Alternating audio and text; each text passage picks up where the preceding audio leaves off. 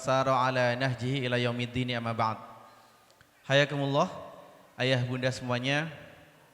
Selamat datang di KBO Perdana ya. Untuk tahun ini kita menyamakan istilah atau sebutan kajian bulanan kita dengan pusat ya. Kalau di beberapa cabang itu ada yang memakai KOT, kajian orang tua santri, ada yang memakai KOTS, kajian orang tua santri juga. Dan memang kalau yang di pusat itu biasanya memakai istilah KBO, kajian bulanan orang tua santri.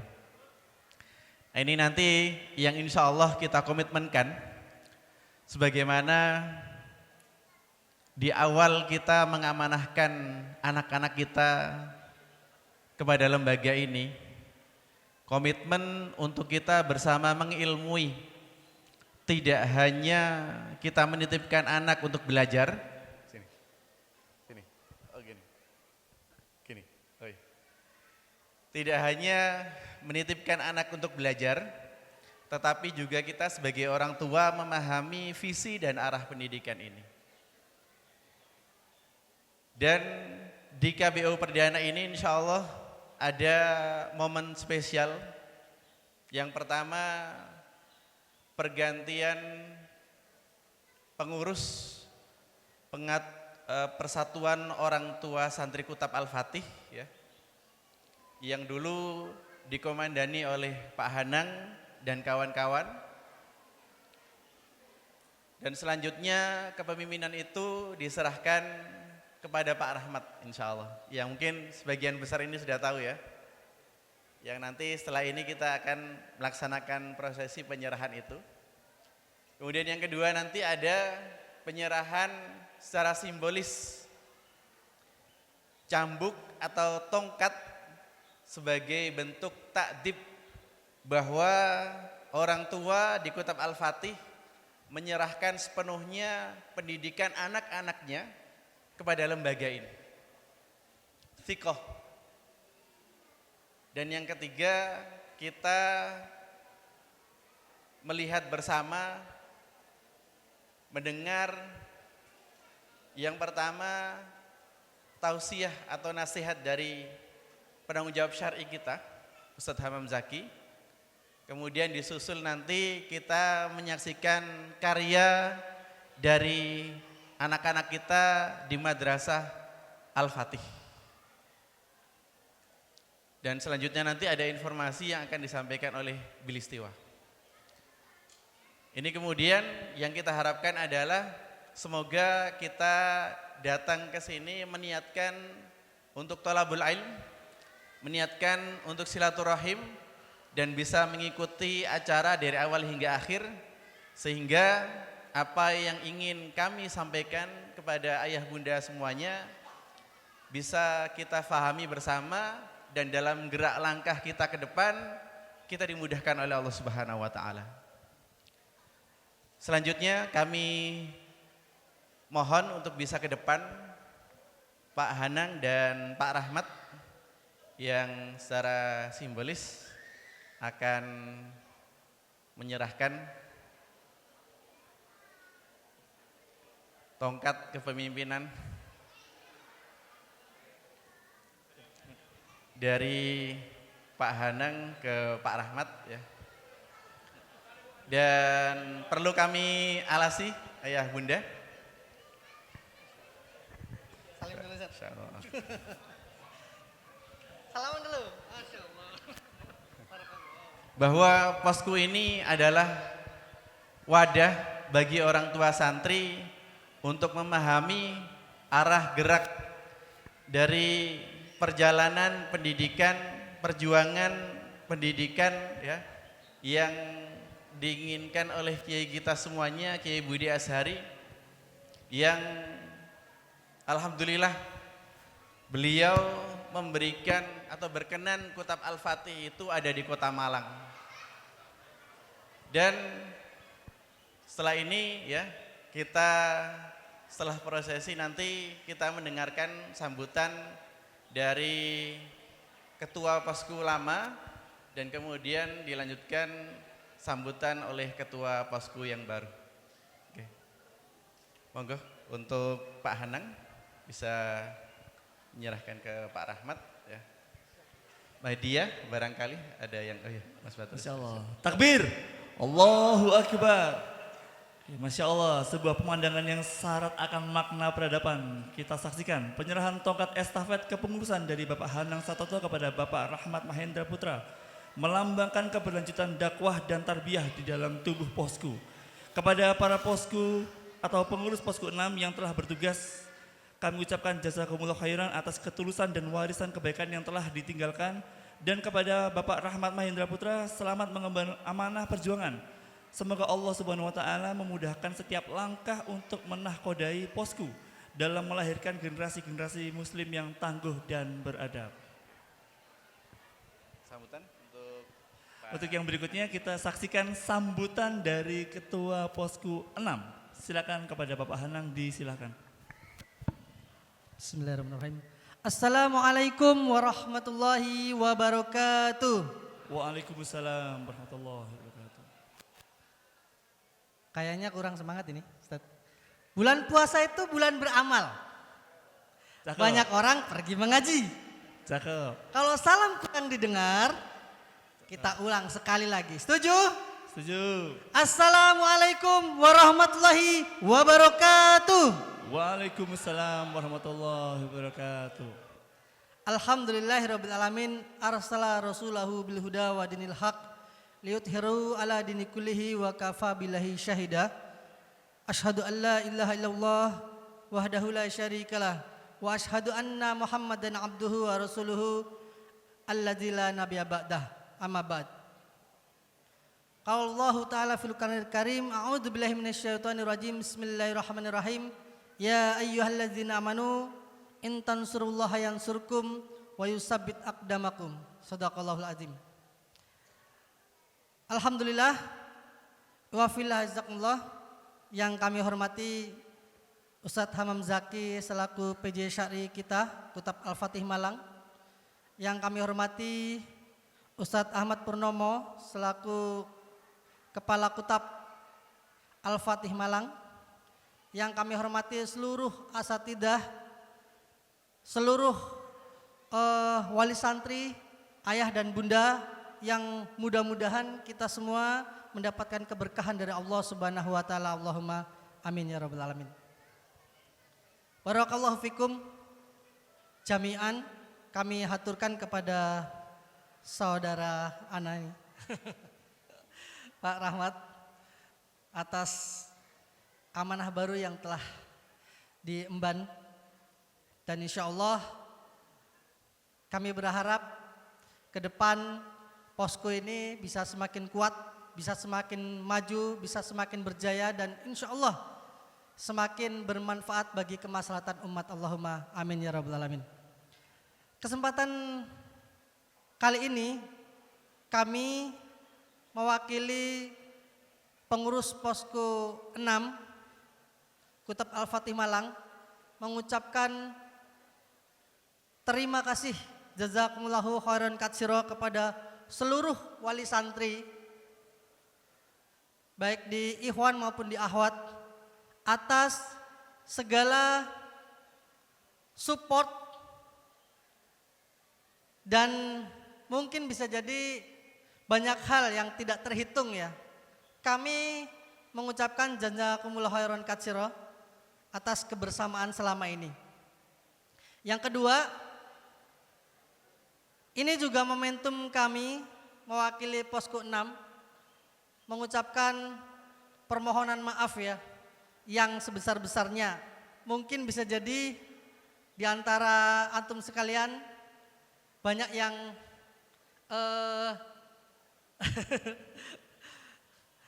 kok ini posko dan lain sebagainya kayak gini. Oleh karenanya mohon dengan ketulusan hati kami mohon maaf, dimaafkan nggih Bapak Ibu. Alhamdulillah. Dan terakhir mungkin bagi internal kita di Posko 6, Masya Allah, jazakumullah khairan katsir atas kebersamaan antum sekalian. Tanpa antum sekalian kita tidak ada apa-apanya. Barakallah, sekali lagi mungkin itu saja yang bisa kami sampaikan. Jazakumullah khairan katsir. Assalamualaikum warahmatullahi wabarakatuh. Waalaikumsalam warahmatullahi wabarakatuh. Berangkat ke kota Padang dari Balikpapan, membeli tomat dengan pohon-pohonnya. Terima kasih Pak Hanang atas sambutan yang diberikan. Kini kita persilakan Pak Rahmat untuk memberikan sambutan berikutnya. Bismillahirrahmanirrahim. Assalamualaikum warahmatullahi wabarakatuh. Allah wabarakatuh. Alhamdulillahirabbil alamin wa bihi nasta'in wa ala umurid dunya waddin. Asyhadu an la ilaha illallah wa asyhadu anna Muhammadan abduhu wa rasuluh. Ini momen perdana ini bagi saya pribadi ini Pak. Izinkan saya pribadi mungkin sedikit menceritakan bahwa ini juga menjadi pengingat kita bahwa Kutab Malang, terutama Kutab Malang hari ini di tahun semester ajaran ini sudah menginjakkan tahun yang ke-12. 8 tahun yang lalu kita ada di gedung Gria Santa di masjid dan ada di Sudimoro. Kemudian ini menjadi tahun keempat Kutab Al-Fatih Malang berada di tanah wakaf di Dau. Tentunya izinkan kami juga sedikit menapak tilas perjalanan para perintis orang-orang terdahulu yang mengawal hingga hari ini. Mulai dari PJS Syar'i yang awalnya dulu yang saya ingat betul waktu itu diamanahkan kepada, mungkin ini hal yang baru ada bagi sebagian. Waktu itu seingat saya ada Ustadz Ahmad Jalaluddin yang mengawal, terus kemudian ada Ustadz Rifki Ja'far Tholib, seingat saya pernah. Kemudian ada Ustadz Ainur Reza Abu Sa'di yang juga menjadi guru bagi guru-guru. Kemudian ada Ustadz Reza Adi Nugraha, berlanjut ke Ustadz Ali Wafa, dan hari ini yang membersamai kita bersama adalah Ustadz Hamam Zaki. Kemudian di pilar yang kedua ada tim dari Belistiwa yang digawangi waktu itu perdana oleh Pak Ahmadi dan timnya. Kemudian estafet berlanjut ke Ustadz Furqon, kemudian berlanjut ke Pak Reza, kemudian berlanjut ke Pak Lukman, dan hari ini dikawal oleh Gus Ali beserta para tim. Di pilar yang ketiga ada posku yang sampai hari ini terhitung sudah 6 kali pengurusan di 12 tahun Kutab Al-Fatih berjalan. Ada zamannya Pak awal-awal itu Pak Gunawan, Profesor Gunawan. Kemudian yang kedua ada Pak Arif Kamar. Yang ketiga zamannya Pak Rizal Basalama. Yang keempat Pak Reza. Kemudian yang kelima kelima ya? Saya lupa. Pak Fajar. Oh ya, yang kelima Pak Fajar Okta. Mana Pak Fajar Okta ada ya, hadir ya? Oh itu. Ketutupan kocok nih Pak. Kemudian sampai hari ini beliau sahabat saya Pak Anang yang telah bersamai. Dari pilar Kutab sendiri juga 3 kali kepengurusan estafet itu. Ada awalnya adalah Ustadz Furqon, kemudian ada Ustadz Saiful yang hari ini bertugas di Kutab Al-Fatih Gresik. Estafet kemudian hari ini yang membersamai kita adalah Ustadz Purnomo, Ahmad Purnomo. Tentu ini adalah banyak kebaikan-kebaikan yang sudah dilakukan oleh saudara-saudara kita. Banyak kebaikan yang mungkin hari ini menjadi susunan batu bata yang terus ditata untuk membangun manusia-manusia yang ada di Kutab Al-Fatih Malang. Tentu mereka-mereka ini sudah memiliki amal dan karya yang sampai hari ini insya Allah menjadi jariah bagi mereka-mereka yang merintis, yang mengawal ya.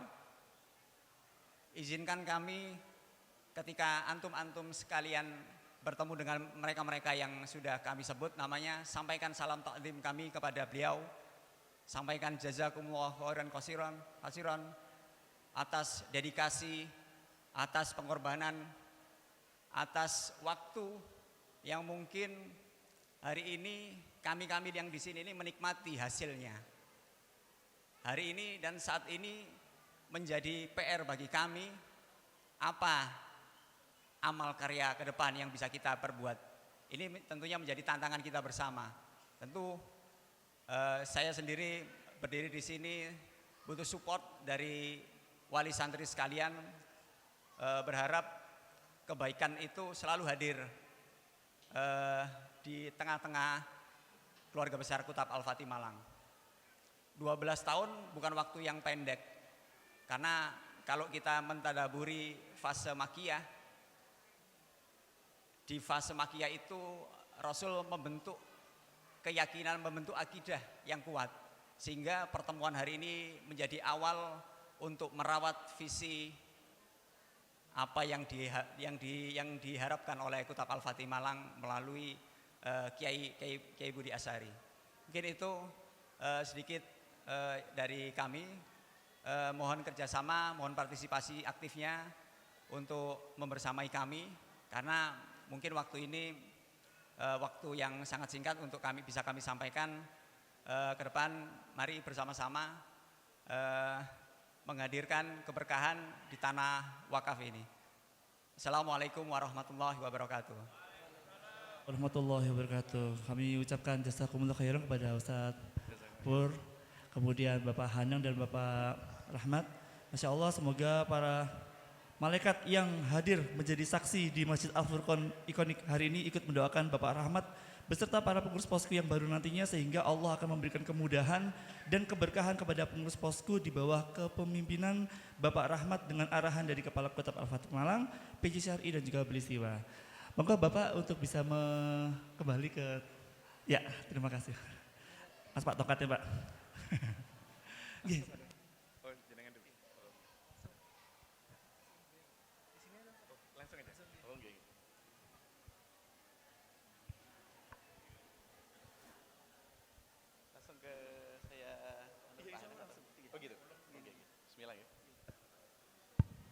Alhamdulillah, ayah bunda semuanya, kita telah saksikan ya, prosesi penyerahan kepemimpinan ya, dan seperti itulah kepemimpinan itu dipergilirkan, dan itu adalah sudah sunatullah, yang mana kita di Al-Fatih ini kalau kita membaca, merenungi apa yang diajarkan oleh guru kita tentang potret keluarga muslim ya, yang di sana kita diajarkan, dicuplikkan sebuah ayat yang itu menjadi kekuatan kita, doa kita, harapan kita agar kita menjadi keluarga yang diridhoi oleh Allah Subhanahu wa taala. Rabbana hablana min azwajina wa dzurriyyatina qurrata a'yun. Tetapi ayat itu tidak sampai di situ, ayah bunda. Itu baru penggalan, dan sepenggal yang lainnya adalah waja'alna lil muttaqina imamah. Jadi setiap muslim harus memiliki visi untuk menjadi pemimpin. Siap untuk memimpin, siap untuk dipimpin. Itu yang kemudian hari ini di Al-Fatih itu sangat kental, sangat kuat ya. Bagaimana kepemimpinan itu dipergilirkan. Makanya tadi ya dari posku ya, tadi yang sudah Pak Rahmat sebutkan gitu ya, dari mulai pendiri ya, Belistiwa, kemudian posku, Kepala Kutab ya, bahkan PJ Syar'i seperti itu ya. Dan hari ini atau di tahun ini Kutab Al-Fatih se-Indonesia itu kurang lebih ada 15 PJS yang berganti gitu ya di setiap cabangnya.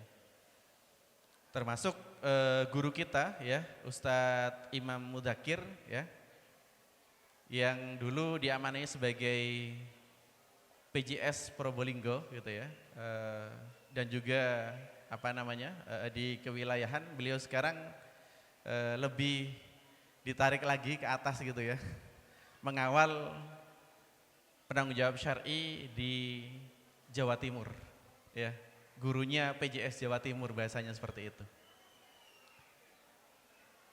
Dan yang perlu difahami dari ayah bunda tentang posku ini ya, bahwa posku ini adalah wadah bagaimana kemudian apa yang digariskan, apa yang diharapkan oleh kiai tentang kutab ya di seluruh cabang di Indonesia ini memiliki rasa, memiliki visi yang sama, sehingga kita sama-sama bergerak, kita menjadi kekuatan besar yang kemudian bisa bersama-sama mampu menghadirkan generasi-generasi yang akan menopang peradaban kelak.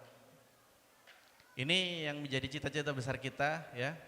Dan setelah ini nanti kita akan mendengarkan taujih dari guru kita semuanya yang langsung disusul dengan kita menyaksikan nobar, nonton bareng, yang suka ke bioskop, yang suka nonton film gitu ya.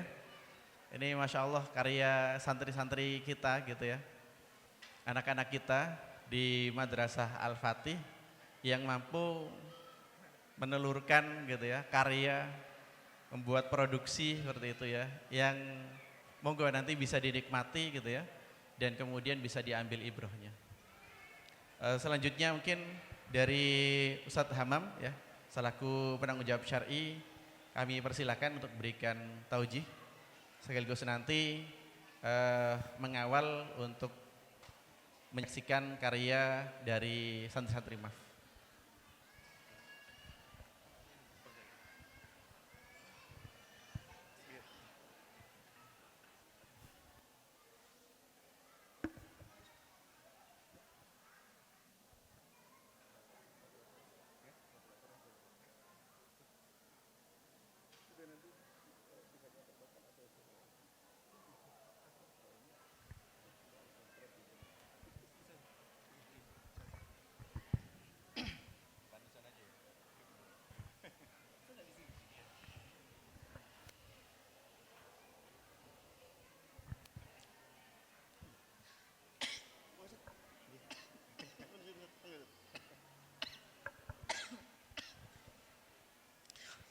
Bismillahirrahmanirrahim.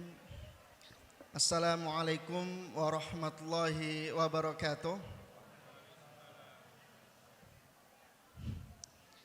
Alhamdulillah. Alhamdulillah bi ni'matihi tatimmus shalihat. Alhamdulillahilladzi arsala rasulahu bil huda wad dinil haqq liyudhhirahu 'alad din kullih walau karihal musyrikun walau karihal mujrimun. Asyhadu an la ilaha illallah wahdahu la syarikalah wa asyhadu anna Muhammadan abduhu wa rasuluhu la nabiyya ba'dah.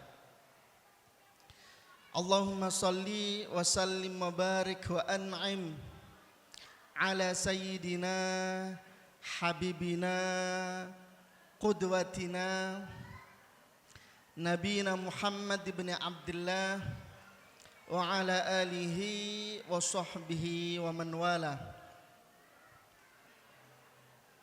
Subhanaka la ilma lana illa ma 'allamtana innaka antal alimul hakim.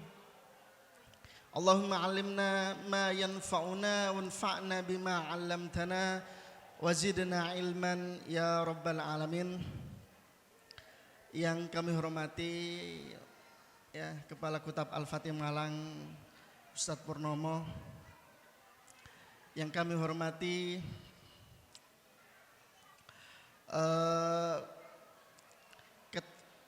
ini pengurus posko lama dan Ketua Posku Baru, ya, yang kami hormati, ya, para ayah dan bunda, ya, khususnya para mujahid, mujahidah pendidikan. Syukur alhamdulillah merupakan sebuah nikmat yang Allah Subhanahu wa taala berikan kepada kita tatkala kita diperkenankan untuk duduk hadir bersama, ya, bertemu bertatap muka dengan saudara-saudara kita seperjuangan, ya, di tempat mulia ini dalam rangka mengawal dan membersamai generasi setelah kita, dalam rangka ikut serta dan terlibat secara langsung kegiatan-kegiatan pendidikan, perkembangan dan pertumbuhan yang diperoleh oleh anak-anak kita, yang mana hal itu merupakan bentuk praktek dari apa yang Allah Subhanahu wa taala perintahkan di dalam surat At-Tahrim ayat 6. Ayat yang kita insya Allah sudah sangat hafal, ya. Yang mana bentuk dari pengamalan ayat itu diantaranya adalah hadirnya kita semuanya di sini, di ruang ini, ya, di tempat mulia ini, ya, mudah-mudahan nggak ada yang di luar lagi.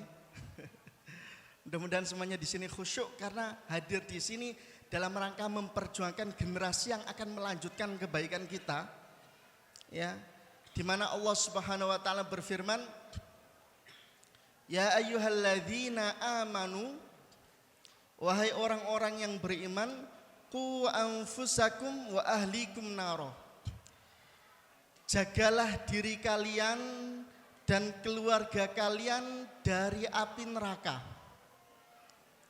Waquduhan nas wal hijarah, yang bahan bakarnya itu adalah manusia dan bebatuan. Alaiha malaikatun ghilad syidad la ya'suna Allah ma amaruhum wa yaf'aluna ma yu'marun. Mereka, ya, di dalamnya terdapat malaikat yang memiliki sifat kasar, bengis, brutal, ya, tidak bermaksiat terhadap Allah. Apa yang Allah perintahkan kepadanya pasti dipenuhinya, dan perintah yang Allah berikan kepada para malaikat di neraka tidak lain dan tidak bukan adalah untuk menyiksa para penghuninya. Walayadzubillah. Mudah-mudahan kita termasuk di antara hamba yang Allah Subhanahu wa taala jaga, ya, dari api neraka, kita dan keluarga kita, anak keturunan kita, amin ya rabbal alamin. Para ayah dan bunda yang dirahmati Allah Subhanahu wa taala, Imam Al-Baghawi, ya, ketika menjelaskan makna menjaga diri dan keluarga dari api neraka, kata beliau maksudnya itu apa? Ya, di dalam rumah tangga atau di dalam keluarga itu, ya, harus ada orang yang saling, ya, muruhum bil khair. Ya, kata Imam Al-Baghawi dalam tafsirnya, maksudnya harus ada orang yang memerintahkan keluarganya untuk melaksanakan kebaikan, ya, untuk melakukan hal-hal yang baik. Wanhuhum anisyar. Dan yang kedua adalah laranglah mereka jikalau mereka melakukan keburukan. Jikalau mendapati, ya, anggota keluarga kita ada yang sedang melakukan larangan Allah, maka kita hentikan itu, apapun itu konsekuensinya, ya.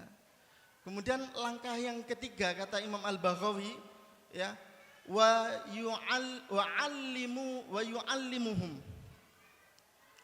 Langkah ketiga adalah mengajarkan mereka.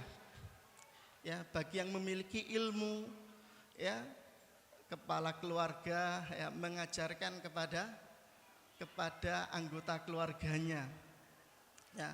Atau bisa bermakna apa? Ya, jikalau tidak memiliki ilmu maka berikan mereka fasilitas agar bisa berinteraksi dengan ilmu. Salah satunya apa?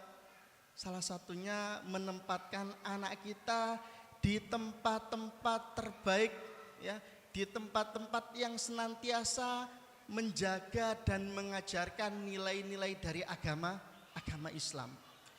Ya.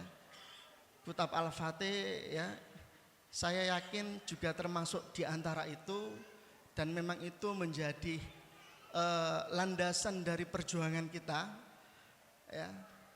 Dan hadirnya kita di sini, ya, selain memberikan fasilitas kepada anak-anak kita, juga kita sedang dalam posisi memberikan teladan kepada anak kita, ya. Atau hari ini kita sedang merasakan apa yang hari ini dirasakan anak-anak kita. Duduk seperti ini, ya, enggak duduk seperti anak Afan sebelumnya. Ini duduknya lumayan empuk, ya.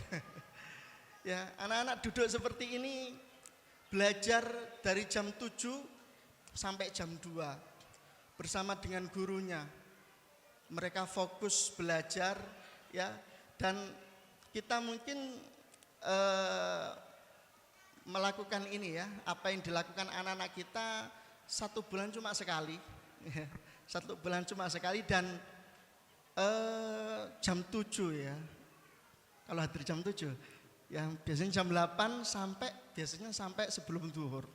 Nah itu kan sebenarnya bentuk seperti ini, ya, rasanya, ya, anak-anak kita ketika mereka belajar itu, sehingga nanti kita bisa mengukur ini, ya, mengukur anak-anak kita kalau dari kitab itu, ya harapannya mereka itu sudah berlelah-lelah untuk belajar ilmu, ya. Kemudian karena keinginan kita, ya, harapan besar kita tambahkan apa? Kursus, kita tambahkan daurah, hal-hal yang membuat apa? Membuat anak kita itu, ya, bisa jadi nanti khawatirnya adalah trauma dalam belajar. Apalagi trauma syariat itu sesuatu yang mengerikan sebenarnya, ya. Nah, langkah yang keempat kata Imam Al-Baghawi memahami ayat ini adalah wa tu'addibuhum, ya. Engkau memberikan takdib kepada keluarga kalian. Ya, sebenarnya takdib di sini bisa bermakna 2, yaitu mengajarkan adab, mengajarkan perilaku yang baik, atau maknanya adalah memberikan mereka punishment, ya, atau hal-hal yang membuat mereka itu jika melanggar, ya, sebuah aturan syariat, jika melakukan kesalahan syariat, ya, kita adalah orang yang harus meluruskannya dengan cara yang sudah diajarkan oleh ulama-ulama kita seperti apa, ya. Dan sebenarnya salah satunya yang hari ini memang menjadi momok, ya, yang sebenarnya ternyata dalam literatur kita hal itu sudah ada aturannya dengan baik, ya. Apa yang tadi kita saksikan, penyerahan tongkat, ya, kepemimpinan posko lama kepada posko baru, ya. Dan itu ternyata menjadi salah satu di antara alat untuk mentakdib keluarga, enggak hanya anak tapi keluarga. Makanya Nabi mengatakan aliku as-saud itu, ya. Ini ini, ya. Alik itu apa istilahnya? Kayak cantol, gantungkan gitu, ya.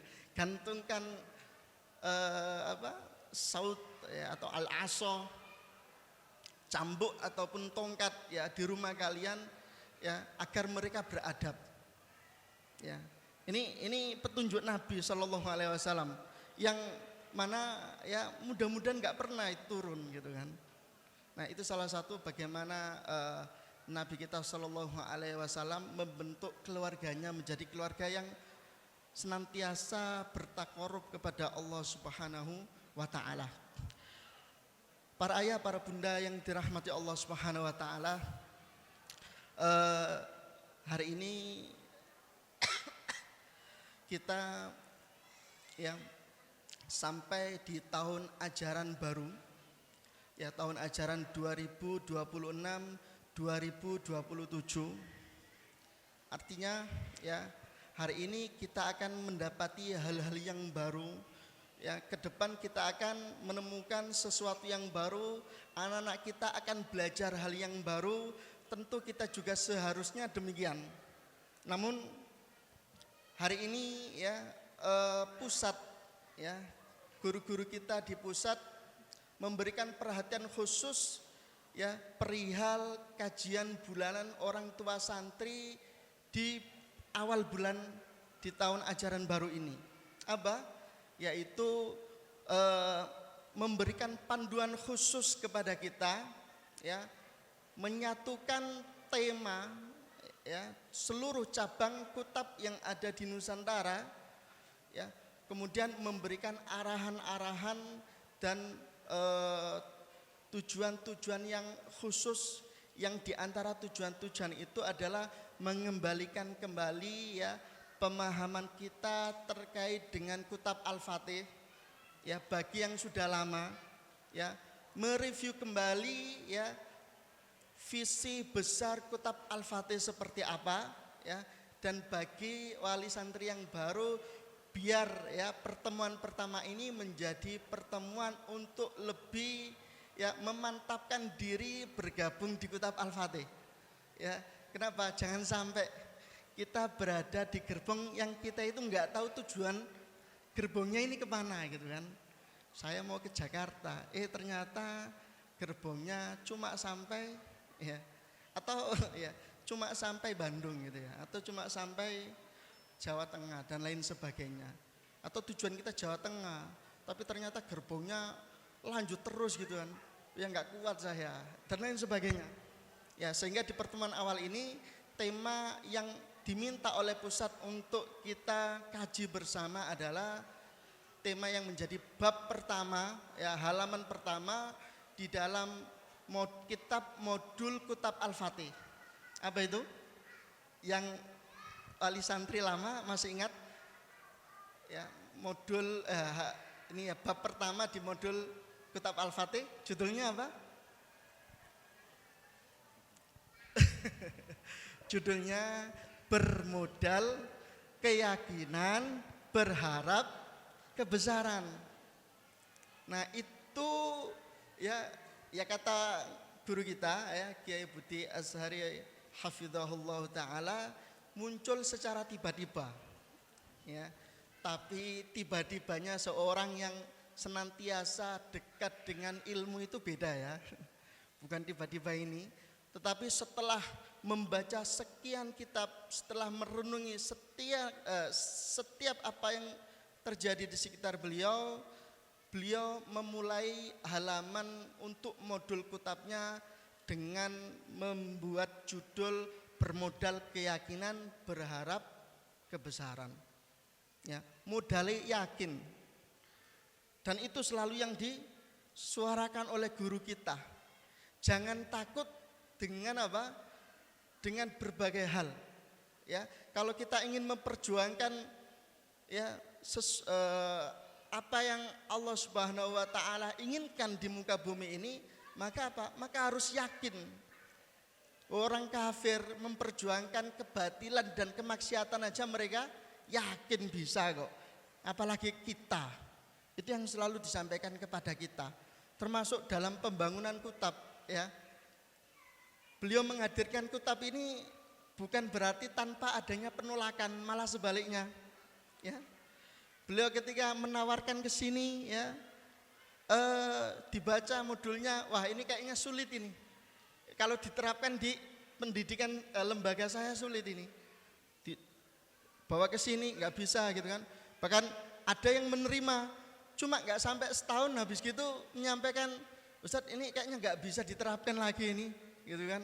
Ini kalau diterapkan ini yang Masya Allah ya, qadarallahnya Allah memilih di antara berbagai tempat itu tempat Depok yang menjadi landasan pertama lahirnya Kitab Al-Fatih.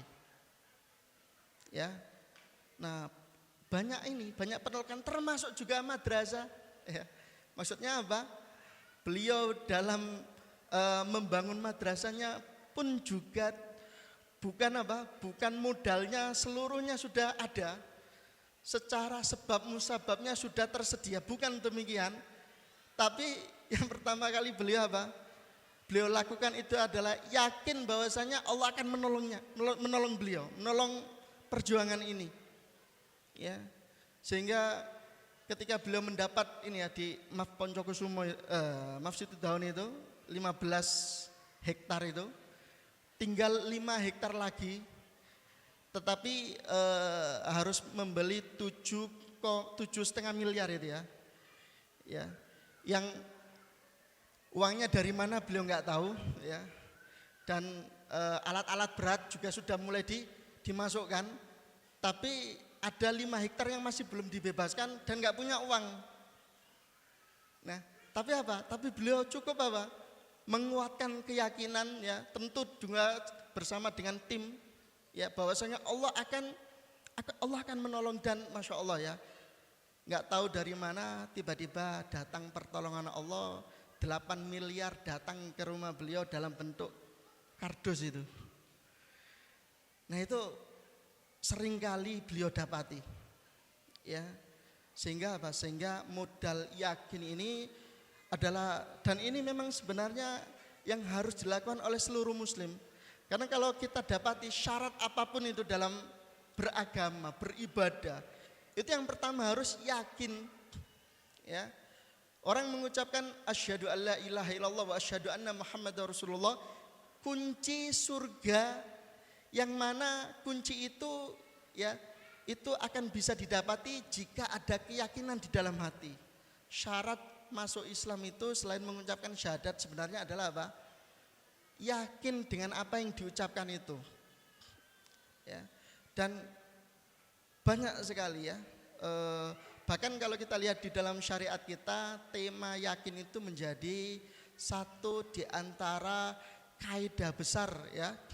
Al-yaqinu la yazulu bisyak, yang mana menjadi ini ya, memiliki turunan-turunan yang dengannya ya tidak sedikit para ulama mengambil keputusan hukum. Ya, keyakinan tidak bisa digoyahkan dengan keraguan. Ya, nanti ada turunan-turunannya, dan itu menjadi kaidah besar dalam agama kita, yang mana hal itu kemudian beliau jadikan sebagai judul di halaman pertama modul kitab beliau, bermodal keyakinan, berharap kebesaran. Ya, harapannya besar, tapi bukan mustahil. Ya, kita kalau berdoa memang sebenarnya perbesar aja doa kita, selama nggak mustahil. Kenapa? Karena nggak ada yang besar di mata Allah, semuanya kecil.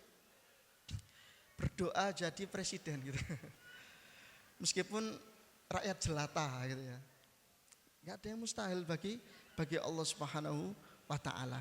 Nah, biar lebih jelas bagaimana apa yang beliau sampaikan di bab pertama ya, saya melihat sepertinya sangat perlu untuk kita baca paragraf per paragraf, bahkan kalimat per kalimat, sehingga kita semuanya mendapatkan feel ya, mendapatkan rasa dari apa yang hendak guru kita inginkan ya ketika membangun kitab Al-Fatih. Makanya di sini saya bawa modulnya ya. Bismillahirrahmanirrahim ya. Bermodal keyakinan, berharap kebesaran. Kami sangat yakin dengan konsep kitab ini, karena kitab adalah konsep Islam yang mempunyai sejarah panjang melahirkan orang-orang besar. Seiring hilangnya kitab dari dunia Islam, bumi pun mulai kehilangan cahaya dari para ulama dan ilmuwan. Nah, keyakinan beliau terhadap ya konsep kitab ya, konsep yang dapat melahirkan orang-orang besar ini 100% ya, nggak ragu sedikit pun, dan itu ya beliau dapatkan bukan tanpa sebab, tetapi setelah menggali berbagai literatur dari agama kita, dalam peradaban kita, bahwasanya para ulama yang hari ini namanya sampai sekarang dikenang, namanya senantiasa dijadikan bahan diskusi ya dalam keilmuan. Mereka ini tidak lain dan tidak bukan ketika di masa kecil mereka belajarnya itu di kutab. Ya, namanya pun juga kutab. Ya, belajarnya di kutab. Kami sangat yakin dengan konsep kutab ini. Apapun yang dikatakan oleh konsep pendidikan yang rumit dan sulit hari ini, kami tidak pernah bergeser dari keyakinan terhadap kutab. Ya, bayangkan ya, kutab hadir ya, memberikan dua kurikulum utama, iman dan Quran, ya, sebuah kurikulum yang hari ini di lembaga-lembaga yang ada di negeri kita itu enggak ada itu yang kayak gitu. Ini kan pasti nanti akan sangat berhubungan dengan ini ya, dengan aturan di negeri kita ya. Dan Masya Allah ya, dengan segala ini ya, perjuangan para pendiri kutab ya, pertama kali mereka dapat itu. Ya bahkan enggak hanya satu, ya bahkan 33 cabang yang hari ini tetap ada ya, meskipun sebenarnya ada banyak kutab yang ingin bergabung, tapi karena ada beberapa syarat yang hal itu menjadi ketentuan hari ini ya, maka beberapa masih belum diterima, ada yang sedang proses dan lain sebagainya ya. Kami sangat yakin dengan konsep kutab ini. Apapun yang dikatakan oleh konsep pendidikan yang rumit dan sulit hari ini, kami tidak pernah bergeser dari keyakinan terhadap kutab. Karena kutab telah mengukir lahirnya karya-karya ilmiah yang abadi hingga hari ini. Catatan sejarah tentang kutab pun tidak hilang, terus ada dan tidak musnah karena ditenggelamkan pasukan Mongol di Baghdad dan dibakar oleh pasukan salib di lapangan besar Libanon. Dan salah satu program yang ya mohon doanya semuanya ya, yang dihadirkan oleh kiai kita di Al-Fatih, salah satunya adalah program program ini ya, menghadirkan orang yang kerjanya itu ya cuma membaca aja. Itu. Dan itu beliau lakukan, itu sudah ada ya di Baitul Hikmah Nusantara itu. Tugas mereka ya membaca aja itu. Tapi enggak hanya baca sebenarnya. Orang kalau membaca itu kan pasti mendapatkan sesuatu yang kalau enggak dikeluarkan itu enggak enak. Ya entah diceritakan dalam bentuk kajian, entah dituliskan ya dalam bentuk tulisan ya, kemudian kita nikmati bersama, kita ambil pelajaran darinya. Nah, itu yang hari ini beliau bentuk. Ya. Beliau bayar itu orang-orang yang bersedia untuk membaca. Kami sangat yakin dengan konsep kutab ini karena landasannya benar-benar Al-Quran dan hadis. Landasan kutab benar-benar Al-Quran dan hadis. Sejarah mengabadikan bagaimana keduanya bekerja pada generasi dengan cara istimewa. Dua panduan yang menjadi jalan putih nan luas, malamnya saja seperti siang. Siapapun yang meniti jalan lain pasti akan celaka. Bukan hanya hasil yang tiada, tetapi rugi di ujung usia. Dua sumber besar bagi ilmu sepanjang manusia masih ada, akan tetapi kini telah terkubur dan hanya ditempatkan di pojok sempit masjid. Ya, pojok sempit masjid. Tak ada di pasar, tak ada di laboratorium, tak ada di kebun, tak ada di ruang-ruang negara, tak ada di ruang penyembuhan, tak ada di markas besar. Padahal Al-Quran itu kan disebutkan tibyanan likulli syai'. Tibyan itu kata sahabat Ibnu Abbas, penjelas segala sesuatu. Al-Quran itu gitu sifatnya. Tapi hari ini ya, Al-Quran itu hanya diambil ketika kita sedang bingung dalam sebuah hukum ya syariat atau hukum yang berhubungan dengan ibadah, itu biasanya baru kita ambil itu. Hukumnya sholat ini gimana ya? Biasanya kayak gitu. Padahal ternyata Al-Quran itu dihadirkan ya selain untuk membaca, dapat pahala, menghafal, dapat pahala dan kekuatan pengasahan otak, hati. Ya, juga apa? Juga seharusnya ditadaburi yang tujuannya adalah untuk menghadirkan inspirasi dan pelajaran dari setiap ayat yang ada di dalam Al-Quran untuk kehidupan manusia. Maka salah satu program yang ada di Al-Fatih ya, namanya Akademi Quran. Ini ada yang pernah ikut Akademi Quran? Ya, mudah-mudahan bisa hadir di sini ya, di Malang ya. Nah, salah satu bentuk bagaimana Akademi Quran ini dihadirkan di Al-Fatih itu adalah bagaimana kita bisa menunjukkan kepada masyarakat bahkan meskipun mereka awam ya, bahwa ketika kita mengambil pelajaran dari Al-Quran, mengambil petunjuk dari Al-Quran itu bisa loh. Meskipun kita bahasa Arabnya mungkin nggak sebaik para akademisi gitu kan. Ya, tapi bisa loh ternyata Al-Quran itu kita tadaburi gitu kan. Sehingga apa? Sehingga harapannya kita itu kalau melihat sesuatu itu ya memakai kacamata Al-Quran, bukan memakai kacamata kita. Ya, entah dilihat dari jumlahnya ya. Termasuk kalau nanti ya dalam bab ini adalah ketika kita memiliki sebuah keluarga, maka Al-Quran itu mengarahkan keluarga kita itu seperti apa, menentukan visi kita ya, menuntun kita untuk menjalankan visi kita di dunia ini seperti apa, itu Al-Quran ada. Dan itu bisa apa? Bisa dipelajari oleh kita meskipun awam ya. Tentu nanti seberapa besar dan banyak kita dapat ya, lagi-lagi seberapa besar usaha kita dalam memahami setiap ya sisi-sisi yang ada di dalam Al-Quran.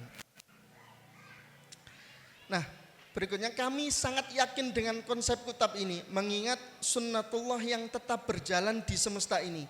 Sejarah akan terus hidup dan terulang di setiap zaman. Saat mengembalikan sistem pendidikan Islam seutuhnya, kami pun berharap hadirnya hasil yang sama dengan zaman itu. Ya, makanya ya kalau di aksi Akademi Siro, slogan yang senantiasa disampaikan kepada kita itu apa? Mengembalikan kenangan menjadi panduan. Jadi siroh ya ataupun sejarah dari para salafus soleh kita itu kita pegang erat-erat untuk kita jadikan panduan ya, menyikapi apa yang terjadi hari ini. Loh, padahal kondisinya kan beda ya, zamannya sudah beda, masa kita harus menyikapi hal yang sama? Tapi ternyata apa? Salah satu sunnatullah ya, bahwasanya sejarah itu akan terus berulang ya. Sejarah ya saling menguasai ya, negara satu dengan negara yang lain itu akan senantiasa ada. Hari ini seakan nggak ada, tapi kita sebenarnya bisa merasakan ya bagaimana dua ya negara, ada barat dan timur juga itu ya. Sama dulu juga ada barat dan timur, bedanya dulu Persia dan Romawi gitu ya. Hari ini pun juga ada, dan kenapa Islam selalu ada di tengah gitu ya. Yang mana ketika Al-Quran dan As-Sunnah itu ditinggikan, maka kita dapati saat itu peradaban Islam menjadi pemimpin di dalam dunia. Berikutnya, mungkin kami yang pertama, terutama di negeri ini, maka telinga yang asing, dahi yang mengernyit, mata yang memicing, senyum yang tak penuh adalah hal yang telah kami duga. Semoga inilah keterasingan yang membahagiakan itu. Tidak sedikit kalimat-kalimat yang melemahkan dan meragukan itu diterima oleh guru-guru kita di pusat ketika melahirkan Kitab Al-Fatih. Ya, bayangkan ini konsep yang ya saya secara pribadi ya nggak pernah melihat itu. Ya, selama saya berada selama saya belajar di Lipia dan lain sebagainya, saya nggak mendapati itu. Ya, bahkan Lipia pun juga berbeda. Ya, modul ini mengawali perjalanan panjang, masih terus memerlukan sangat banyak sentuhan tangan para ahli, kurikulum dan penelitian mendalam yang Qur'ani. Nah, apa yang beliau sampaikan ini merupakan ruang bagi mereka yang fokus dengan mendalami apa yang dulu pernah terjadi di masa lampau ketika Islam ya ketika Islam saat itu sedang berada di puncak kejayaan. Dan itu juga alhamdulillah kita pelajari. Ya, kalau jenengan pernah dengar itu 2 tahun yang lalu kita itu belajar tentang dan mendiskusikan tentang pendidikan ya menurut para ulama. Ya, kalau nggak salah sepanjang 14 abad menurut At-Tarbiyah ya Al-Islamiyah inda Al-Imam Asy-Syafi'i. Pendidikan Islam menurut Imam Syafi'i, pendidikan Islam menurut Imam Abu Hanifah, pendidikan Islam menurut Imam Ibnu Taimiyah, pendidikan Islam menurut bahkan sampai ulama kontemporer yaitu Imam Al-Baihaqi dari Yaman, ya seorang tokoh pejuang besar yang salah satunya ya beliau menyampaikan ya karena beliau hidup di saat penjajahan berada ya sama dengan para pahlawan kita di negeri kita ini ya para ulama kita yang memperjuangkan kemerdekaan Indonesia ya. Nah di Al-Baihaqi beliau menyampaikan salah satu ya sebab terbesar untuk mengubah ya dan memerdekakan negeri Yaman itu adalah dengan cara mengajarkan ya mendekatkan masyarakat terhadap ilmu gitu kan, dimulai dengan ilmu. Nah, kembali ke sini. Dalam buku tentang kutab di tanah Haramain, Makkah dan Madinah disebutkan dengan detail sejarah kutab. Di sana kita bisa mengetahui kapan terakhir kali kutab-kutab itu ditutup untuk kemudian diganti peran dan namanya oleh yang lain. Nah, kebayang ya, nama kutab ya itu kemudian hilang. Ya, dan sebenarnya di Indonesia pun juga ada kutab. Ustadz Budi itu pernah ini ya menyisir beberapa wilayah dan beliau menemukan ternyata dahulu kutab itu pernah ada di Indonesia. Ya, cuma saya lupa ya. Maka disinilah kami hadir. Suatu hari nanti dunia akan tahu kapan kutab dengan konsep Islam yang utuh dilahirkan kembali. Di sini, di tempat ini, di tahun ini bersama antum semua, kepercayaan diri kami sebesar kepercayaan diri Muhammad Al-Fatih menembus benteng Konstantinopel yang berbekal janji Nabi SAW. Semoga disinilah lahir Al-Fatih berikutnya yang telah ditunggu oleh semua. Ya Allah, semoga keyakinan ini mendapat ridhamu. Ya Allah, bimbinglah kami. Geria Tuga Asri Depok, Sabtu 17 Rabiul Akhir 1433 Hijriah bertepatan dengan 10 Maret 2012 Masehi. Yang mencintai antum karena Allah, Budi Azhari. Ya. Jadi hari ini tahun 2026. Ya, sudah 14 tahun Kutab Al-Fatih berdiri. Artinya ya kutab itu kan memiliki ini ya jenjang pendidikan selama 7 tahun. Artinya hari ini kita masuk tahun ketiga ya dari tahun ke-7 ya, dari 7 tahun itu kita masuk ke ketiga. Artinya ya guru-guru kita hari ini pun mulai mengevaluasi ya, mulai bermuhasabah bagaimana kondisi Kutab Al-Fatih hari ini ya, sehingga kembali memahami visi besar Kitab Al-Fatih menjadi sesuatu yang sangat penting. Ya, sehingga di KBO kita bulan ini ya kita bersama-sama kembali mereview ya, mengkaji bagaimana sih visi yang ingin dibentuk kiai kita Ustadz Budi Azhari hafizahullah taala di Kitab Al-Fatih. Ya. Kenapa? Karena memahami ini sesuatu yang penting. Ya, jangan sampai kita hanya memahami kitab ini ya seperti apa? Seperti kita memahami sekolah-sekolah pada umumnya. Kita ya sebagai orang yang menggunakan ya fasilitas atau menggunakan pelayanan kitab saja. Padahal ternyata enggak itu yang diinginkan oleh Kitab Al-Fatih. Nah, apa yang diinginkan? Nah, kita baca ya bagaimana visi Rasulullah SAW untuk generasi abad ke-21. Nah, visi Rasulullah ini kemudian menjadi visi besar Kitab Al-Fatih atau Al-Fatih secara umum. Ya, sehingga apa yang akan nanti beliau sampaikan kita akan dapati bahwasanya setiap sendi yang ada di Al-Fatih, entah kutabnya, entah madrasahnya, entah akademinya, BHN-nya dan lain sebagainya, bilistiwanya yang hari ini namanya berubah, ya namanya kembali ke tawaf, ta'awun dan wakaf, ya.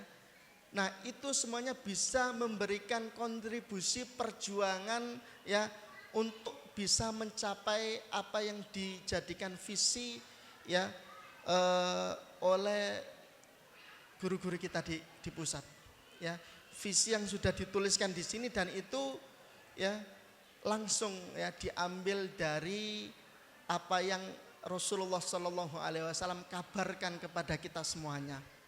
Dan ini saya bacakan judul tulisan ini ya visi Rasulullah untuk generasi abad 21. Ya, lah masa Rasulullah pernah menyampaikan visi abad 21? Nah itu ya pertanyaannya. Judul tulisan ini bukanlah sebuah kalimat hiperbola. Dalam tulisan ini akan dipaparkan dengan jelas bahwa Rasulullah Shallallahu Alaihi Wasallam benar-benar bersabda tentang abad kita ini. Sebuah kebesaran yang belum terjadi hingga tulisan ini diturunkan. Akan tetapi roda zaman terus bergerak menuju janji Rasulullah Shallallahu Alaihi Wasallam tersebut. Mari kita mulai dengan membuka kembali visi keluarga Muslim seperti yang digariskan oleh Al-Quranul Karim. Dan ini yang tadi kami sebutkan di awal. Al-Quran ternyata sudah memberikan petunjuk terkait dengan visi kita, ya, visi keluarga kita seperti apa. Ada 3 ayat yang menunjukkan hal itu. Yang pertama ada di dalam surat Al-Furqan ayat ke-74. Yang kedua ada di dalam surat At-Tahrim ayat ke-6 yang kita baca tadi. Dan yang ketiga ada di dalam surat At-Tur. Di dalam surat Al-Furqan ya Allah Subhanahu wa taala berfirman, "Walladzina yaquluna rabbana hab lana min azwajina wa dzurriyyatina qurrata a'yun waj'alna lil muttaqina imaman." Visi keluarga seorang muslim adalah mampu ya menghadirkan anggota keluarga, pasangan-pasangannya, anak keturunannya menjadi sosok yang senantiasa membuat yang memandangnya tenang dan nyaman. Ya, qurrata a'yun, dapat menyejukkan pandangan siapapun yang memandang, ya terutama kita sebagai kepala keluarga. Ya, kalau memandang nyaman. Ya, kadang itu nyamannya kita memandang anak itu ya biasanya karena akhlaknya, karena adabnya. Karena apa? Karena ngomongnya, cara ngomongnya ya, atau karena semangat anak kita dalam menyelesaikan sesuatu. Tentu kan ada seperti itu. Begitu pula istri sebenarnya ya, menjadi penyejuk pandangan itu sebenarnya ya, bagi suaminya, menjadi penyejuk pandangan bagi suaminya, sebenarnya enggak hanya karena berdandan. Tapi juga karena perilaku. Karena tutur kata yang dapat menenangkan hati suami ketika mereka berlelah di luar, pulang disambut dengan sambutan yang baik. Begitu pula bagi seorang suami harus mampu menjadi penyejuk mata bagi istrinya. Melihat ya kondisi istrinya ketika ya benar-benar melaksanakan tugasnya sebagai seorang istri, sebagai seorang ibu, berikan apresiasi, ya berikan pelukan, ya berikan kalimat-kalimat yang bisa menghibur mereka. Nah, satu dengan yang lain saling memperbaiki. Ya, ini yang pertama. Kemudian yang kedua apa? Waja'alna lil muttaqina imaman. Dan jadikan kami, ya berarti ini ya berani di sini, bagi orang-orang yang bertakwa itu sebagai pemimpin. Menjadi pemimpin, ya kita berharap menjadi pemimpin itu boleh. Ternyata kalau memakai kita mengambil ayat ini, ya. Tetapi langsung meminta sebuah jabatan itu tidak dibolehkan, ya, tidak dianjurkan, ya. Hal itu dibenci. Tetapi minta kepada Allah menjadi pemimpin. Tetapi pemimpin apa? Yaitu biarkan Allah Subhanahu wa taala yang menentukan, ya. Nah, itu ternyata sesuatu yang memang harus senantiasa diminta, ya, kepada Allah Subhanahu wa taala. Ya. Dan tadi kita saksikan alhamdulillah ya, penyerahan tampuk kepemimpinan posko lama dan posko baru, ya, di mana posko baru kita hari ini, ya, beliau menyampaikan ini, ya. Beliau menyampaikan mungkin ini adalah hasil doa, ya, yang senantiasa beliau baca selesai sholat, ya, menjadi pemimpin di antara orang-orang yang bertakwa. Karena beliau yakin bahwasanya orang yang menyekolahkan anaknya di Kutab Al-Fatih, bergabung di Kutab Al-Fatih ini adalah keluarga yang memang secara kualitas, ya, interaksinya dengan Allah Subhanahu wa taala itu lebih daripada yang lain. Ya. Karena enggak mungkin, ya, keluarga yang sholat aja enggak tahu gitu kan, tiba-tiba pengen nyekolahkan ke Al-Fatihah gitu kan, enggak mungkin gitu, ya. Artinya hal ini, ya, sebenarnya kita ini menjadi apa? Saringan gitu kan. Tersaring, ya, karena adanya kesamaan keinginan, ya, kesamaan visi. Kemudian kita berkumpul di sini, ya. Dan visi kita adalah visi yang baik. Sehingga apa? Sehingga saya percaya bahwasanya para ayah, para bunda yang ada di sini ini adalah orang-orang soleh, orang-orang yang bertakwa kepada Allah. Sehingga ketika hari ini kita menemukan pemimpin, ya, kita di sini, maka yakinlah bahwasanya itu merupakan hasil dari doa beliau. Dan beliau pun juga meyakini itu. Nggih Pak Rahmat, ya. Mana Pak Rahmat? Seperti itu, ya, Masya Allah, ya. Nah, harapannya, ya, di ayat ini keluarga kita itu bisa menjadi tempat untuk mencetak para pemimpin.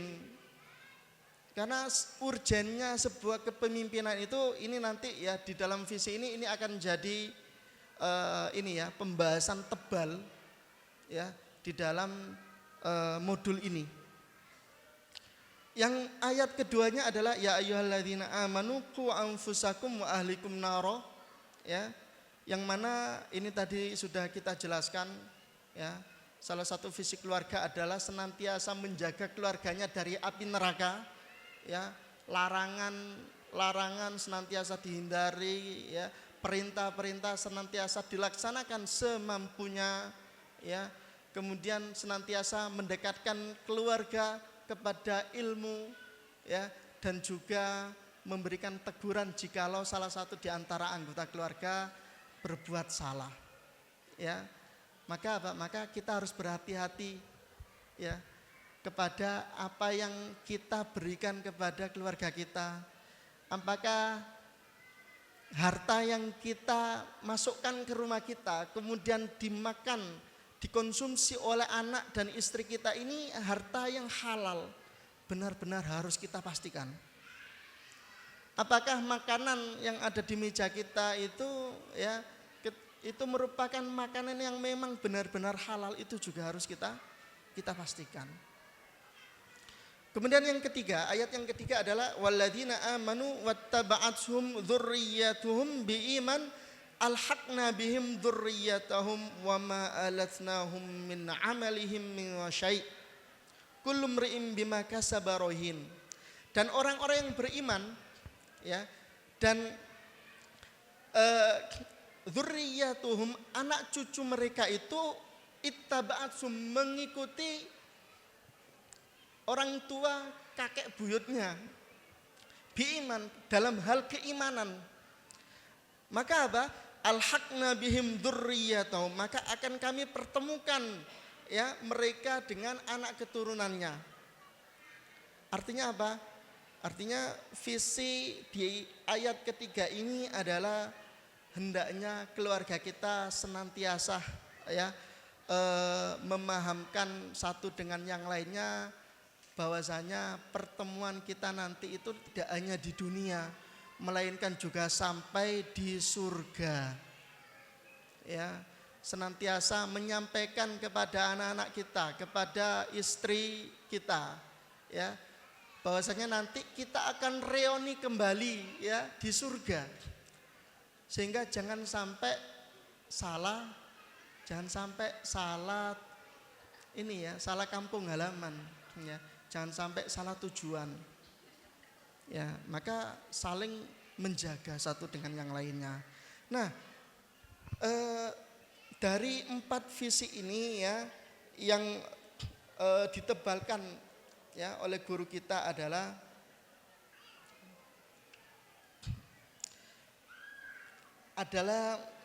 poin kedua, yaitu sebagai pemimpin bagi orang yang bertakwa.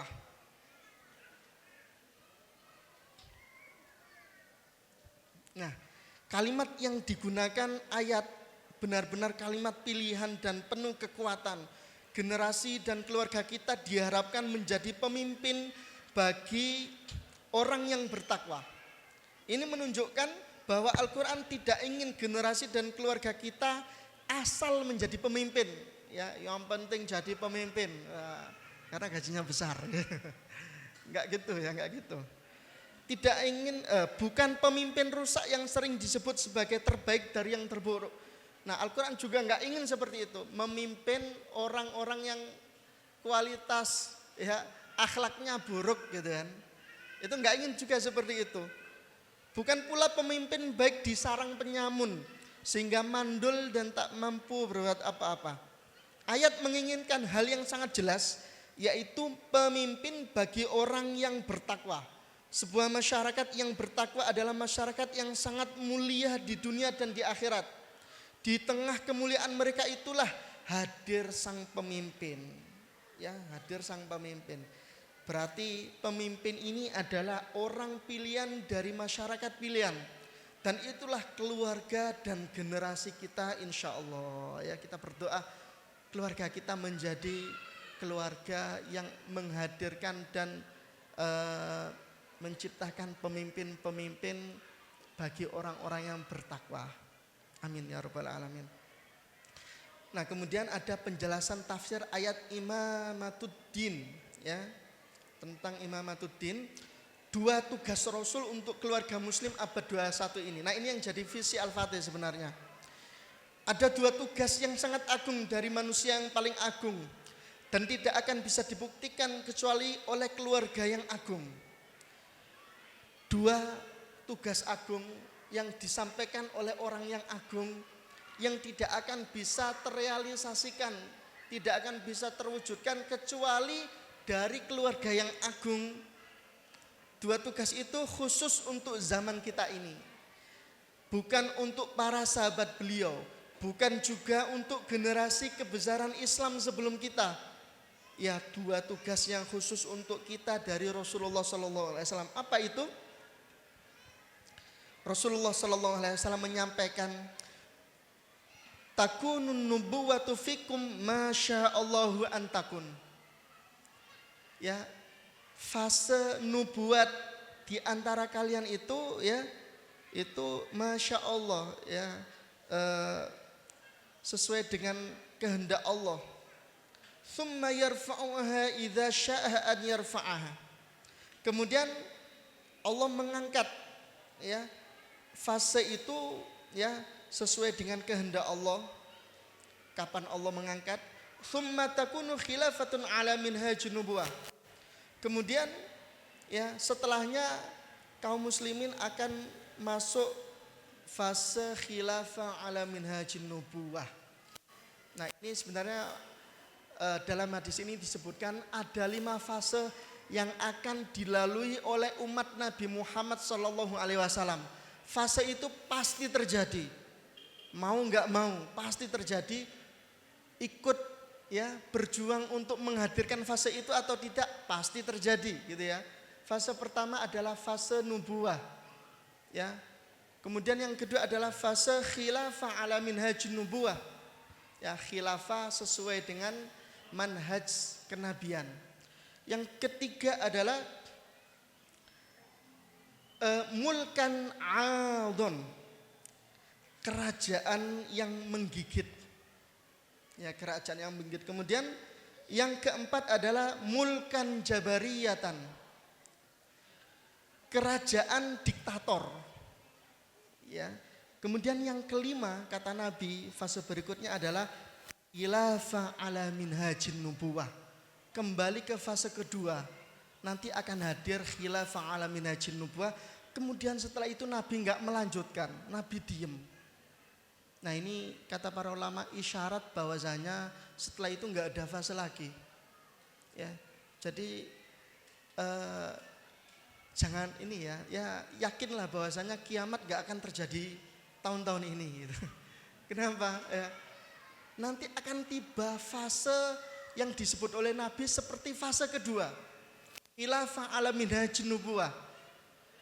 Ya, seluruh kondisinya ya, keadaan atau seperti apa itu persis dengan khilafah ala minhajin nubuwah, yang kualitas keimanan mereka itu seperti orang-orang yang hidup ya setelah Nabi Muhammad Sallallahu Alaihi Wasallam. Karena khilafah ala minhajin nubuwah itu ya, para ulama mengatakan itu adalah zaman sepeninggal Nabi kita, atau al-khulafa ar-rasyidin. Ya, al-khulafa ar-rasyidun. Ya, ini yang kita ketahui sejarahnya ya, yang disebutkan bahwasanya di saat itu tidak ada satupun yang kelaparan. Nah, kalau hari ini kelaparnya banyak. Sehingga nggak mungkin kiamat gitu. Ini yang disebutkan oleh guru kita di sini ya. Nah, ini hadis yang pertama. Kemudian hadis yang kedua ya. Ya, hadis yang kedua adalah hadis yang diriwayatkan oleh Abu Qabil ya. Beliau mengatakan ketika kami bersama Abdullah bin Amr bin Al-As, dia ditanya, 2 kota ini mana yang akan ditaklukkan terlebih dahulu? Konstantinopel atau Roma?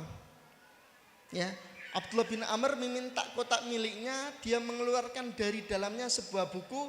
Kemudian Abdullah berkata, ketika kami sedang ada di sekeliling Rasulullah, kami menuliskan Rasulullah ditanya, 2 kota ini mana yang akan ditaklukkan terlebih dahulu? Nah, ini sebenarnya ya, wallahu alam, seingat saya ini terjadi di saat Nabi melaksanakan perang Ahzab.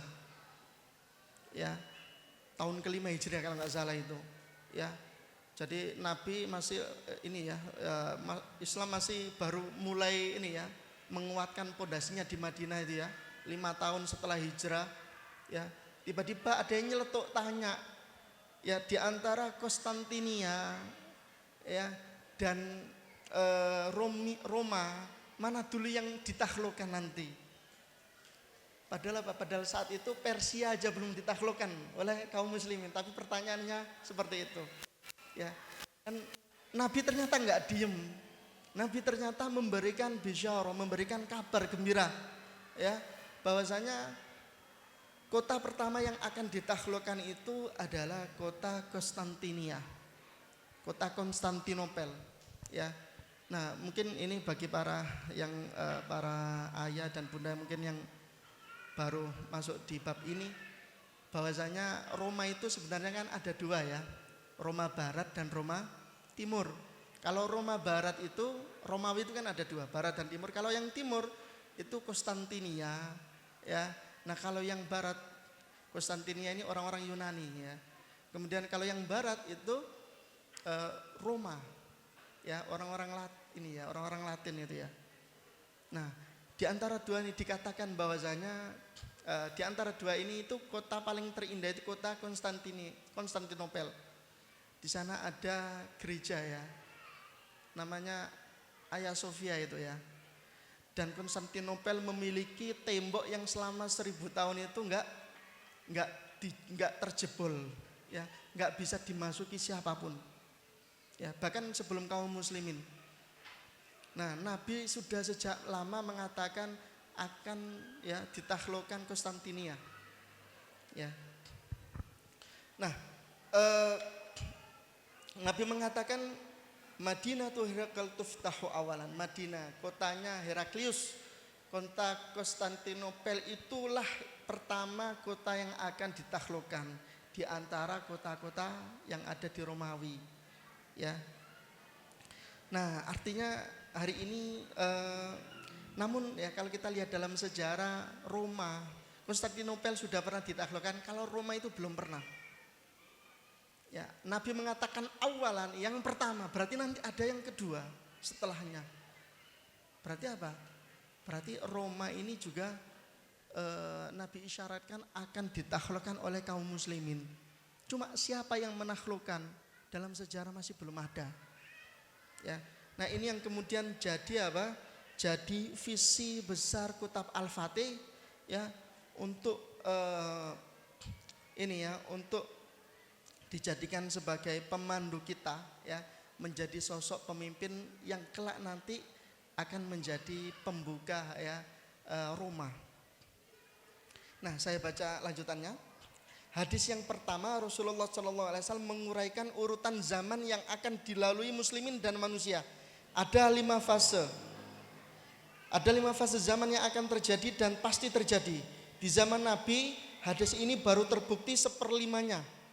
Ya, di zaman Nabi, karena Nabi itu berada di fase nubuah. Maka di zaman kita yang belum terjadi hanya 1/5 sisanya. Adapun 4 fase di awal semuanya telah terjadi dan sebagian masih berlangsung. Ya, ini kayaknya bisa dibaca ya.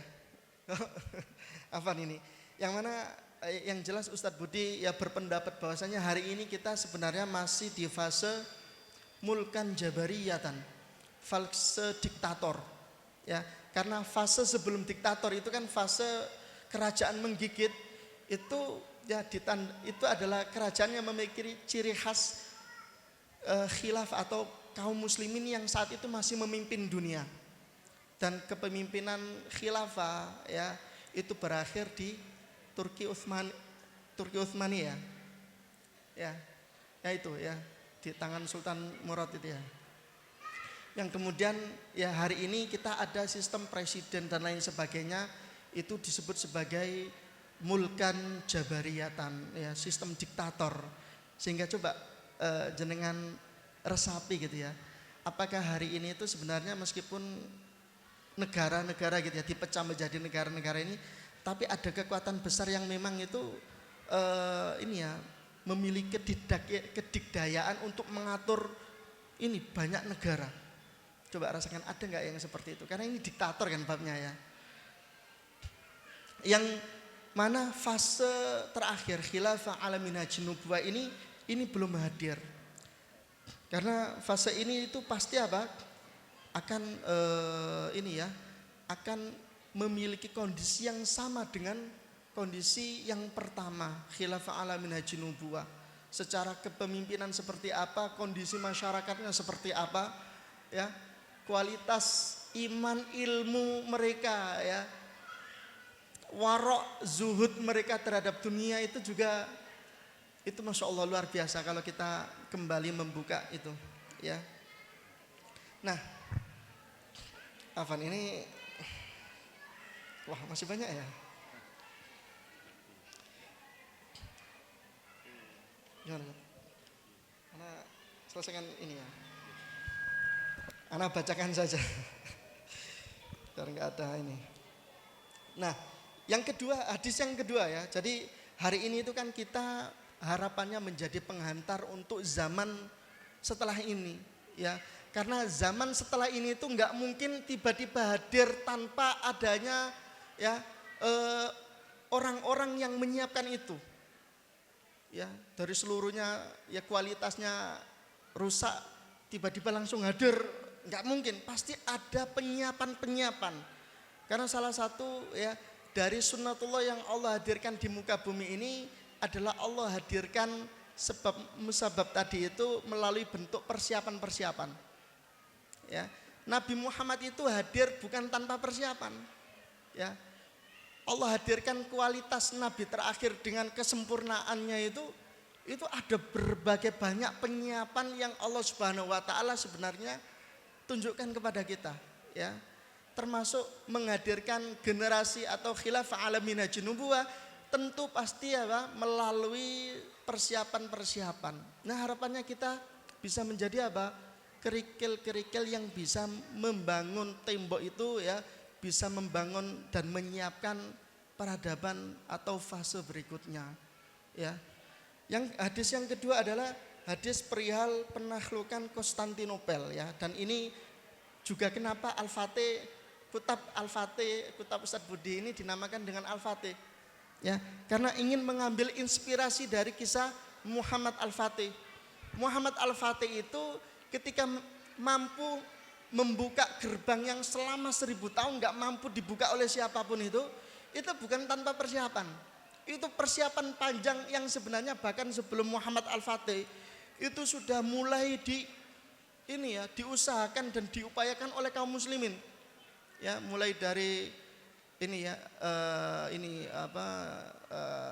pasukannya Yazid bin Muawiyah, kemudian di sana ada sahabat Abu Ayyub Al-Ansori yang kemudian minta beliau dikebumikan di depan tembok itu agar beliau bisa melihat menyaksikan nanti kalau kaum muslimin membuka gerbang ini seperti apa, itu ya. Kemudian ada siapa lagi? Harun Ar-Rasyid, Bayazid, dan semuanya gagal gitu kan. Yang kemudian ya Sultan Murad II ya, sang ayah ini benar-benar mempersiapkan sang anak untuk bisa menjadi orang yang dimaksud oleh Nabi. Apa itu? La tuftahannal Konstantinia fala ni'mal amir amiruha wala ni'mal jaish dzalikal jaish. Sungguh Konstantinopel akan dibuka dan sebaik-baik pemimpin adalah pemimpin itu dan sebaik-baik pasukan adalah pasukannya. Ternyata ya Muhammad Al-Fatih itu sedari awal lahir itu memang sudah dikrit untuk bisa menjadi penakluk Konstantinopel. Ya, mulai dari diberikan pengelolaan kota ya di Manisa itu ya. Saat usia beliau masih belia 12 tahun kalau nggak salah ya. Kemudian ya beliau sedari kecil itu ya dididik dengan sangat ketat ya. Maksudnya apa? Beliau ini adalah sosok yang sebenarnya nggak penurut, nakal gitu ya. Yang banyak guru yang dihadirkan oleh sang ayah semuanya mental. Akhirnya ya ada Syekh ya Ahmad Al-Qurani rahimahullah taala ya, yang kemudian beliau meminta kepada sang ayah minta kepada Syekh Al-Qurani sembari menyerahkan cambuk itu ya atau tongkat ya kepada guru dari anaknya untuk mendidik apapun yang penting dia nanti bisa belajar. Dan apa yang pertama kali dilakukan oleh sang guru? Langsung dipukul itu, nggak ngapa-ngapa itu. Muhammad Al-Fatih dipukul, gitu kan. Nah, pukulan itu ternyata membuat Muhammad Al-Fatih takut. Dan karena takut itu akhirnya Muhammad Al-Fatih kecil memberikan penghormatan kepada gurunya. Nah, karena adanya penghormatan kepada sang guru, dalam waktu 8 tahun beliau menyelesaikan Al-Quran. Ya, nah ini bagaimana sang ayah ini memang benar-benar ketat dalam mendidik ya. Kalau memang nggak mau, silakan ya, ini guru ya, monggo dididik seperti apa, saya ikhlas. Ya, nah sehingga PR kita hari ini tuh bagaimana sih hari ini kita bisa menghadirkan atau menjadi sosok seperti Sultan Murad II. Ya, kemudian bagi para guru juga bisa menjadi guru seperti Ahmad Al-Qurani, seperti Ak Syamsuddin. Yang kemudian ternyata Muhammad Al-Fatih ini juga tidak sendirian dalam menjadi orang yang baik itu, menjadi orang yang berkualitas.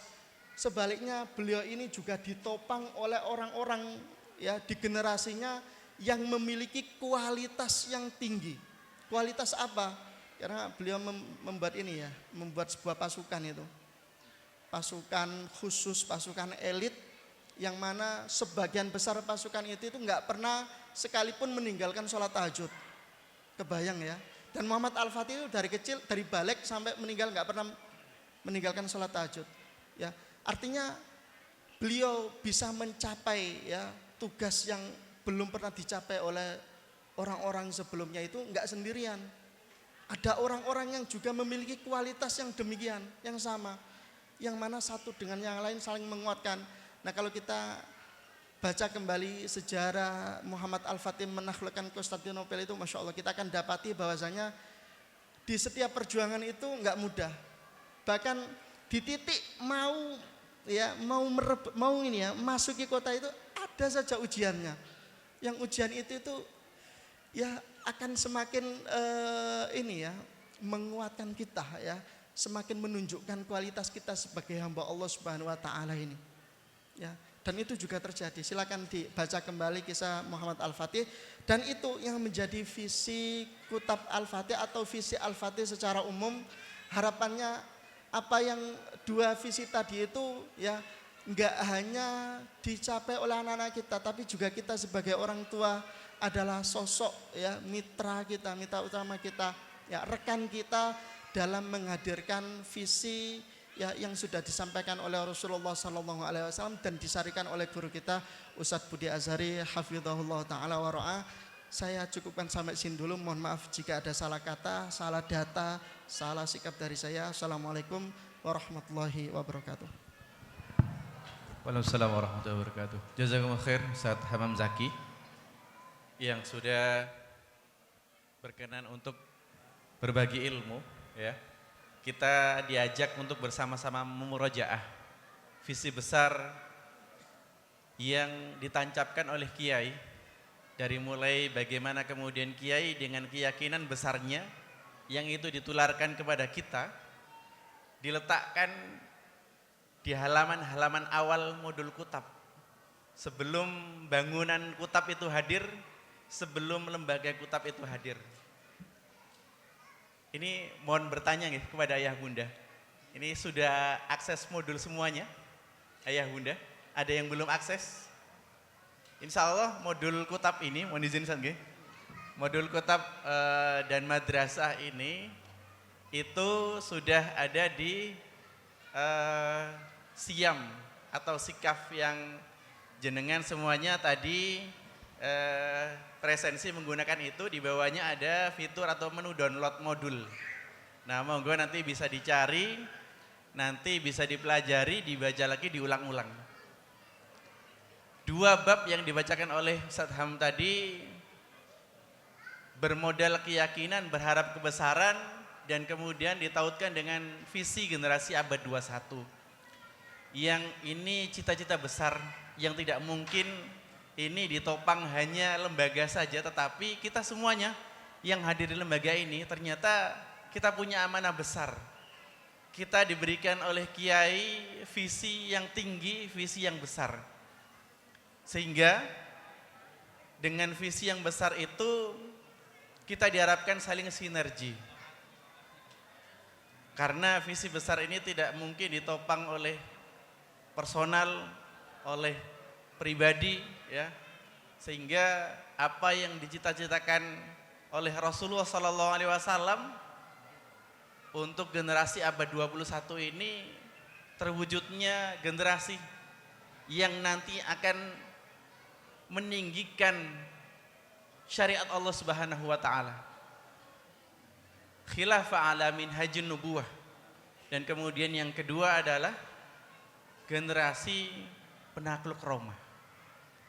Ini yang kemudian di setiap ikrar santri-santri kita itu ini mulai kita gulirkan dalam yel-yel mereka setelah brigade pagi itu. Makanya ikrar harapannya ayah bunda itu diperhatikan kedatangan pagi anak-anaknya ya. Karena di sana anak-anak dilatih untuk berdisiplin satu, kemudian mereka diajak untuk mengikrarkan janji setia gitu ya. Dan di sana mereka ditanamkan visi latuf tahanal Kustantinia, diikrarkan. Latuf tahanal Kustantinia, fala ni'mal amiru amiruha, wala ni'mal jaishu dzalikal jaish. Takbir, Allahu Akbar, kayak gitu. Itu setiap pagi anak-anak kita seperti itu. Berharap visi itu tertancap kuat di hati-hati mereka. Mereka yang akan menopang dan membawa risalah ini. Barakallahu fikum jami'an. Insyaallah setelah ini kita akan menyaksikan ya nanti dipandu oleh Ustaz Hamam yang bisa sebelum teman-teman ini ayah bunda menonton Ustaz, barangkali apa yang perlu disampaikan Ustaz? Barangkali ada hal-hal yang perlu diperhatikan oleh ayah bunda terkait dengan film yang akan kita tonton ini. Insyaallah durasinya 52 menit ayah bunda. Mohon bersabar dan silahkan dinikmati sajian dari santri-santri kita. Tapi sebelumnya barangkali ada yang perlu disampaikan oleh Ustadz Hamam ya. Sebelumnya kami mengalsi bahwa ini adalah karya yang 100% buatan anak-anak yang saat ini mereka berada di fase atau usia SMP SMA. Dan kemudian mereka di satu komunitas yang disebut dengan I'dadul Qadah. I'dadul Qadah itu semacam OSIS gitu ya. Yang itu digulirkan atau yang mengisi untuk anggota-anggota I'dadul Qadah itu di kelas 2 SMA. Yang menarik adalah yang mengisi di keanggotaan I'dadul Qadah itu mereka yang sudah selesai hafalannya 30 juz. Jadi yang belum 30 juz itu diminta untuk menyelesaikan fokus dengan hafalannya dulu. Yang 30 juz silahkan di sini bergabung dengan organisasi ini atau I'dadul Qadah. Kalau kita di SMA pernah ada kata atau istilah OSIS ya gitu ya. Nah itu mereka ditempa di sana, mereka berorganisasi, mereka belajar memimpin gitu ya. Mereka belajar berkarya seperti itu. Monggo Ustaz Hamam barangkali ada pengalasan sebelum kita menonton film ini. Baik. Para ayah bunda yang dirahmati Allah Subhanahu wa taala, ya spesial di bulan ini kita nobar nonton bersama karya anak-anak madrasah yang dari awal sampai akhir semuanya dilakukan oleh mereka sendiri. Ya. Nah, sebelum kita nonton biar kita bisa memiliki arah yang sama seperti apa. Ini saya bacakan saja apa yang jadi refleksi nanti ya. Yang pertama bahwasanya yang akan kita saksikan ini adalah sesuatu tontonan, sesuatu yang bukan kesempurnaan. Tetapi yang kita saksikan nanti adalah sebuah proses menjadi. Ya. Sebelum kita menilai apa yang baru saja kita saksikan, mari kita renungkan satu hal. Tidak ada manusia yang lahir dalam keadaan langsung menjadi soleh, bijaksana, pemberani atau siap memimpin umat. Bahkan generasi terbaik dalam sejarah pun dibentuk melalui proses tarbiyah yang panjang. Apa yang kita lihat dalam film ini bukanlah potret kegagalan pendidikan, tetapi potret bagaimana pendidikan bekerja. Ya, di sini nanti kita akan dapati bahwasanya kita akan menyaksikan ya santri itu bukan malaikat ya yang kadang males, kadang kecewa, kadang marah, kadang rindu ya dengan berbagai bentuk ya ini ya yang penyikapannya dari berbagai bentuk yang disampaikannya. Kemudian tarbiyah adalah proses mengolah, bukan menyulap. Artinya ya yang yang dilakukan oleh anak-anak kita hari ini adalah proses mengolah. Artinya mereka sedang belajar, bukan menyulap tiba-tiba. Kemudian berikutnya adalah bahkan generasi sahabat pernah berselisih. Nanti kita akan dapati ada ini ya seakan saling bully ya, kemudian berkelahi juga. Dan itu sebenarnya manusiawi karena di zaman Nabi itu sahabat besar ya sekelas Abu Bakar dan Umar itu loh pernah berselisih. Enggak sapa-sapaan. Akhirnya Nabi yang jadi ini.